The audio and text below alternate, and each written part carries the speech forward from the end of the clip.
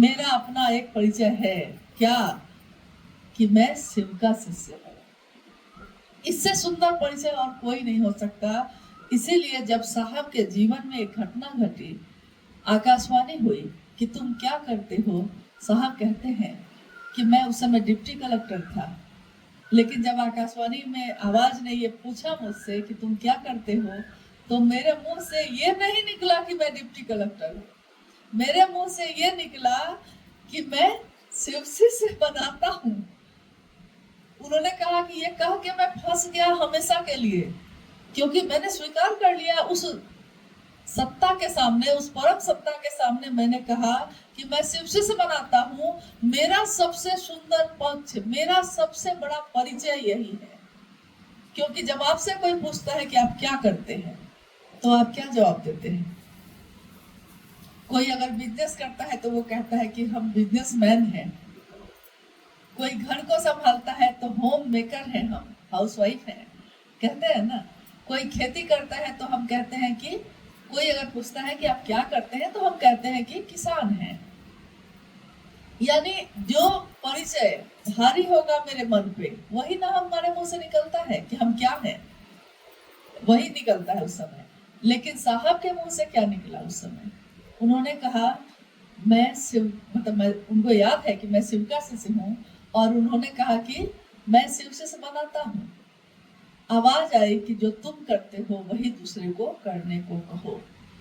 तो गुरु आदेशित अनुसार करने भर से गुरु की दया कैसी मिलती है, ये आने वाले समय में साबित हुआ। ये घटनाएं जो उनके जीवन में घटी, उन घटनाओं ने समझा दिया कि गुरु की दया कैसी होती है, शिष्य कैसे महसूस करता है। कोई कर्मकांड नहीं, कोई साधना नहीं, कोई क्रिया सिद्धि नहीं, बड़ी सिद्धि दे दी जाती है, और छोटी सिद्धियां जो होती हैं वो उसके लिए प्रयास किया जाता है, कोशिश की जाती है, तो सिद्धि की प्राप्ति होती है। लेकिन जो बड़ी सिद्धि होती है उसके लिए कोई प्रयास नहीं होता, उसको ऊपर से दे दिया जाता है। तो वही उनको दे दिया गया। तो उन्होंने कहा कि जो मैं करता हूँ वही करने के लिए कहता हूँ। और उनके जीवन की घटनाएं, यानी आगे आने वाले समय में जो हमारा पहला सूत्र है, महादेव से मन ही मन दया मांगना, हे शिव आप मेरे गुरु हैं, मैं आपका शिष्य हूँ, मुझसे इस पर दया कर दीजिए। ये भाव, ये एहसास उनके मन में कैसे आया? पहला सूत्र ये क्यों बना? क्योंकि पहला तो उनके जीवन में नमः शिवाय आया था, लेकिन दया मांगना पहला सूत्र बना। क्योंकि नमः शिवाय आया, फिर गुरु का आदेश आया। गुरु का आदेश ही कर रहे थे, वो दूसरों को कह रहे थे कि महादेव को गुरु बनाओ और दूसरे से भी यही करने के लिए कहो। और जीवन में जो घटा, समाज के बीच जब परीक्षा की घड़ी आई, यानी सिंहेश्वर मंदिर की जो घटना हुई, उसमें साहब के मुंह से क्या निकला? समाज के लोग जुट गए, पंडित पुरोहित जुट गए, मंदिर के प्रांगण में खड़े, रसगुल्ले की थाली हाथ में लिए, साहब के मुख से उस समय शिवलिंग के सामने जब वो जाके खड़े हुए, क्या निकला था? बुढ़ऊ इज्जत रखिए, बस इतना ही। क्योंकि उस समय उनका मन अपने गुरु के दया के आश्रय के सिवा कहीं नहीं था। सारे लोग उनके साथ खड़े थे वहां, लेकिन उनका मन किसी के आश्रय में नहीं था, सिर्फ अपने शिव के दया के आश्रय में था। क्योंकि वो समझ चुके थे कि मुझको नहीं पता है कि शिव प्रसाद कैसे खाते हैं, वो जानते थे कि ये क्रिया कैसे होती है, ये मेरे जीवन में घटनाएं जो हो रही हैं ये कैसे हुई, ये मुझको नहीं पता है। लेकिन अब समाज के लोग खड़े हैं और लोग देखने के लिए खड़े हैं कि महादेव प्रसाद खाते हैं कि नहीं खाते हैं, और प्रसाद कैसे खिलाया जाता है ये मुझको मालूम ही नहीं है। तो जब मुझको मालूम ही नहीं है, तो अब तो बुढ़ऊ इज्जत रखिया, मतलब इस एक पंक्ति में, ये 3 शब्दों का जो पंक्ति है, ये इसमें पूर्ण समर्पण और दया का आश्रय है। पूर्ण समर्पण है, मतलब झुके हुए हैं महादेव के सामने, सारा अस्तित्व अपना उनका गल गया है, भूल गए हैं वो, और झुक के कह रहे हैं महादेव को कि बुढ़ऊ इज्जत रखिए। और जब ऐसी दशा में शिष्य जाता है तो गुरु उसकी इज्जत को रखते हैं। इज्जत कैसा रखा उन्होंने? बिजली चली गई, सारी दुनिया के लोग खड़े हैं, बिजली चली गई, दरवाजे बंद हैं, दरवाजे खुलते हैं और थाली जो इधर रखी थी उधर है, 15 रसगुल्ले गायब हैं, बाकी ब्लेड से कटे हुए जैसे लग रहे हैं। सारे लोगों के आंखों के सामने ये घटना जब हुई है तो लोगों ने विश्वास किया कि इसमें तो कोई बात है। तब यानी ये जो कह रहे हैं कि शिव को गुरु बनाने की का संदेश दे रहे हैं, इसमें ताकत है, ऊर्जा है, तो लोगों को विश्वास हुआ। तो उस समय काम प्रारंभ होना था, तो चमत्कारी घटनाएं होती चली गई, क्योंकि लोगों को विश्वास दिलाना था। चमत्कार को नमस्कार करती है ये दुनिया, तो चमत्कार ही दिखाया महादेव ने। लेकिन बाद में धीरे धीरे साहब का मन भी ये समझ गया, और साहब के सानिध्य में आने वाले शिव शिष्यों का मन भी समझ गया कि चमत्कार से कुछ भी होता नहीं है, कुछ भी हासिल नहीं होता। चमत्कार हो ही जाएगा तो क्या हो जाएगा? कोई पानी पे चलने लगेगा तो क्या मिल जाएगा दुनिया को?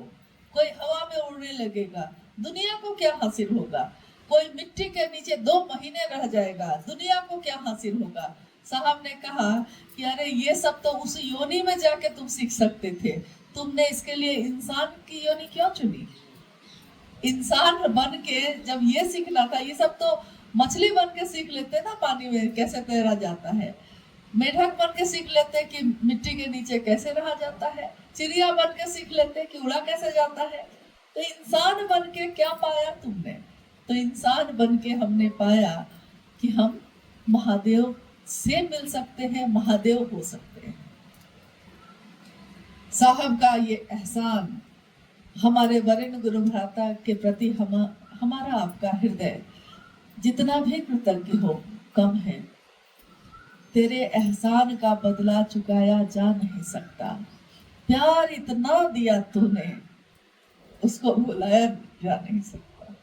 उस प्यार को हम भुला नहीं सकते, उस एहसान को उतार नहीं सकते। कर्जा किसी से लिया है तो उतार दीजिएगा, लेकिन एहसान को नहीं उतार सकते। इसीलिए कहते हैं लोग कि माँ के दूध का कर्ज नहीं उतारा जा सकता।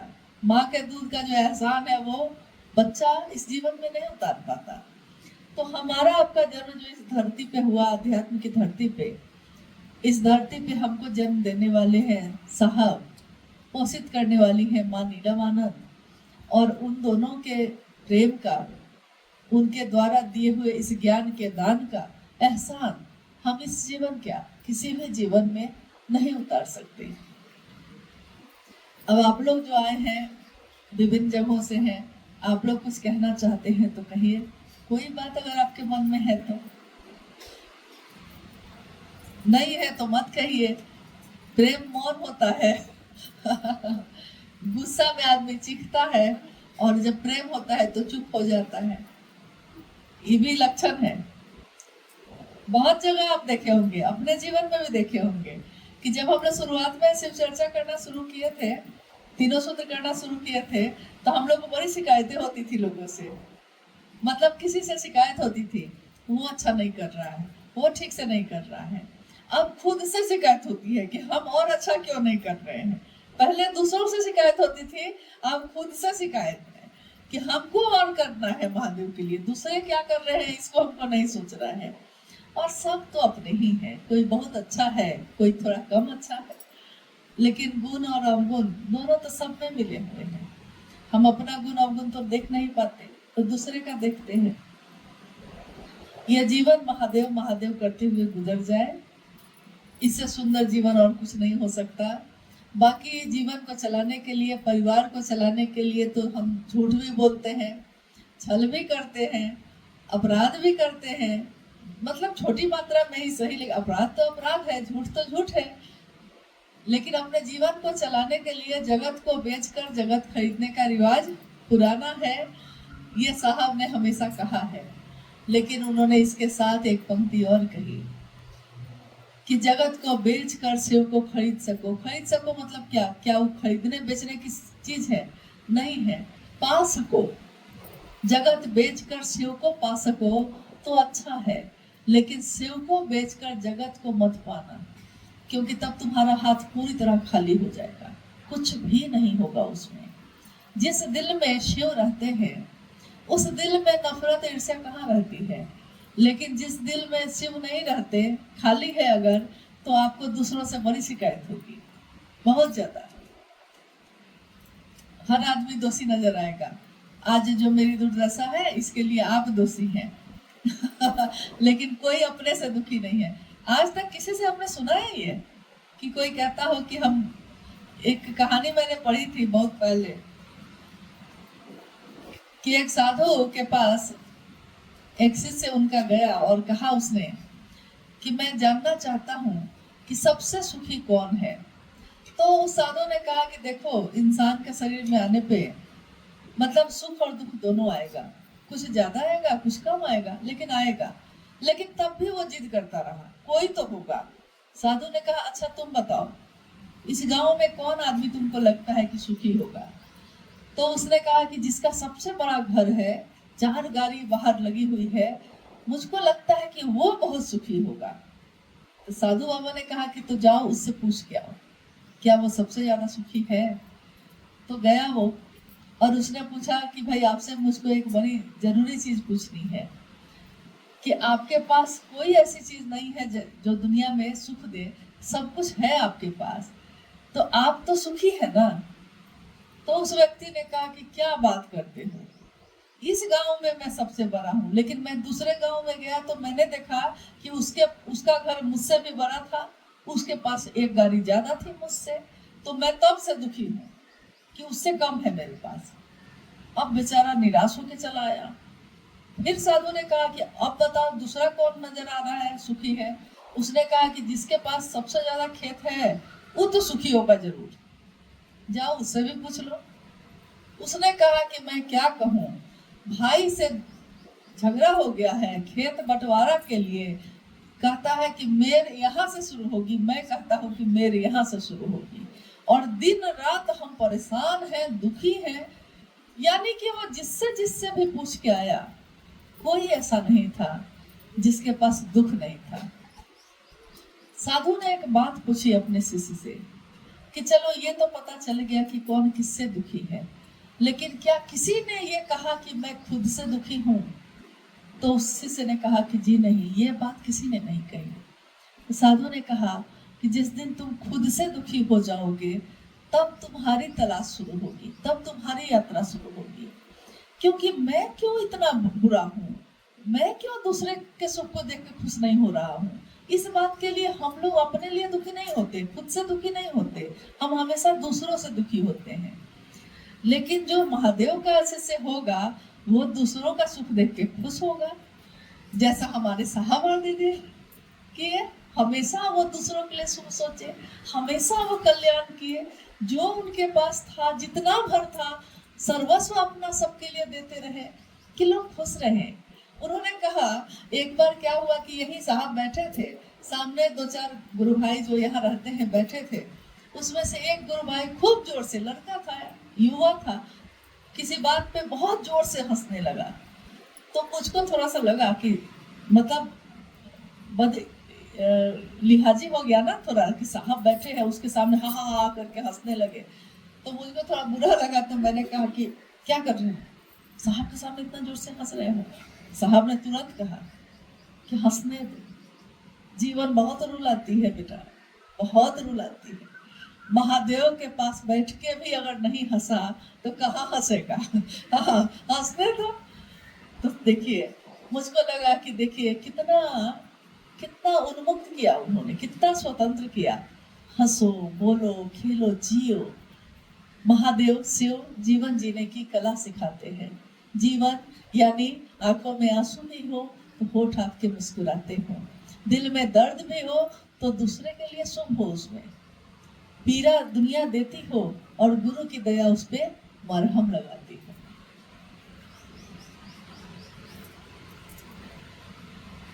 तो कैसे, कुछ कहना है तो कहिए, कोई बात अगर आपके मन में है। हाँ हाँ बोले।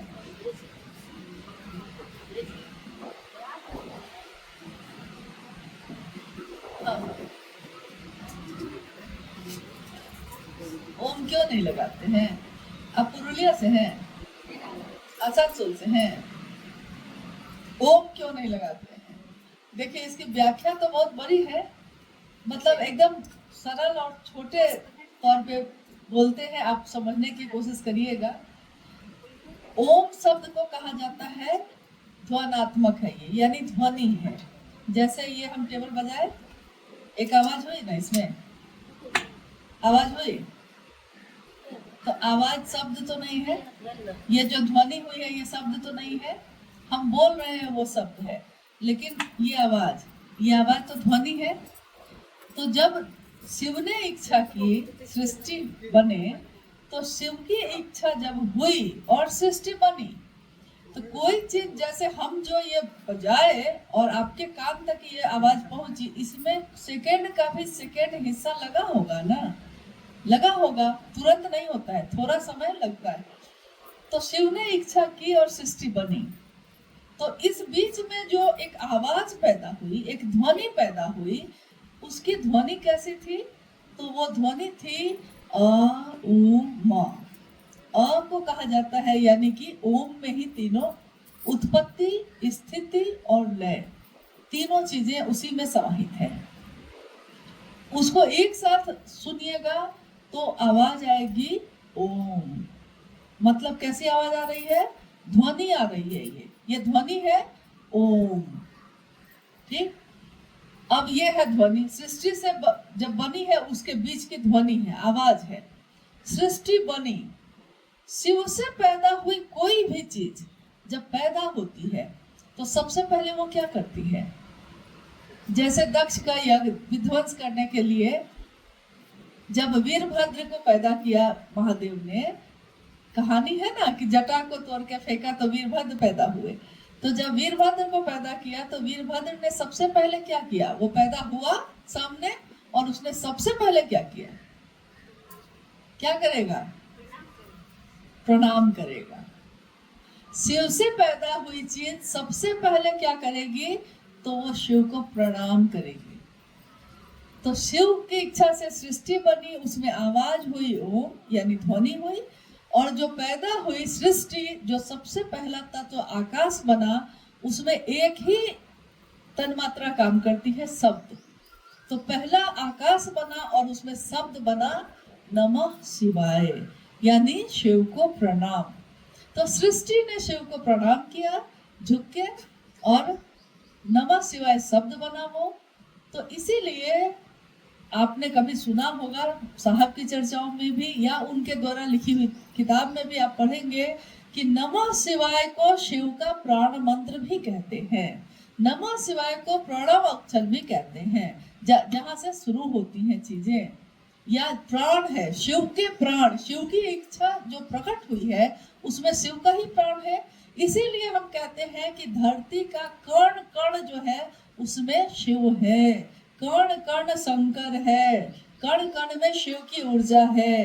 धरती के एक परत में करोड़ों बिजलियों की चमक जैसी ताकत है, जो सबसे स्थूल है, जिसमें पांचों तत्व का, पांचों ज्ञानेंद्रियां काम करती हैं, उसमें कितनी ताकत है?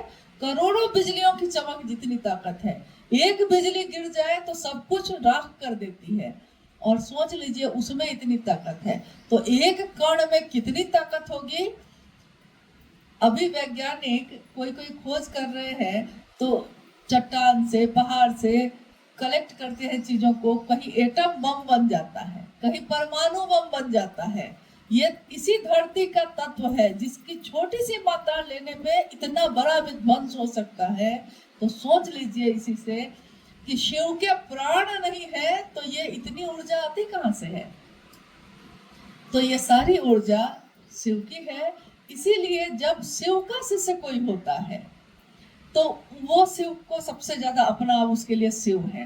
तो जो सबसे ज्यादा अपना होता है वो फिर औपचारिकता नहीं रखता, वो सीधे प्रणाम करता है।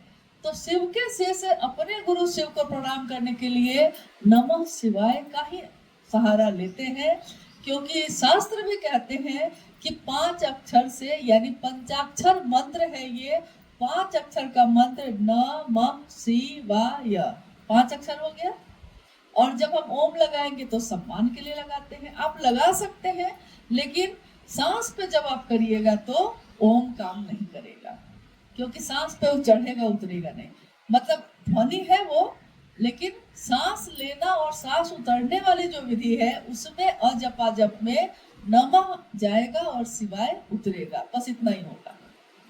इसीलिए शिव के शिष्य नमः शिवाय से ही प्रणाम करते हैं।